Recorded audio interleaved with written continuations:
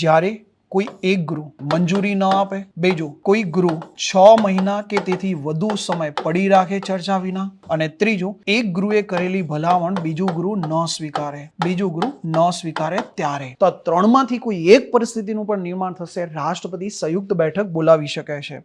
ચલો હવે સંયુક્ત બેઠક કયા કયા ખરડામાં મળશે તો ધ્યાન લેજો. સામાન્ય ખરડો અને નાણાકીય ખરડો. સામાન્ય ખરડો જે આર્ટિકલ 107 માં છે, અને બીજું ફાઇનાન્શિયલ બિલ નાણાકીય ખરડો, અને આ નાણાકીય ખરડો કયા આર્ટિકલમાં છે? 117 માં. આ બંનેની અંદર જોઈન્ટ સિટિંગ જે છે એ સંયુક્ત બેઠક આયોજિત થઈ શકે છે. જેને હું કહીશ કે અહીંયા બીજા બે ખરડા જે આના પછી આપણે અભ્યાસ કરવાના છે એ છે નાણાં ખરડો આર્ટિકલ 110 અને બંધારણીય સુધારાનો ખરડો આર્ટિકલ નંબર 368. આની અંદર સંયુક્ત બેઠક બોલાવી શકાય નહીં એવી કોઈ જોગવાઈ છે નહીં. તો આ તમે ખાસ ધ્યાને લેશો.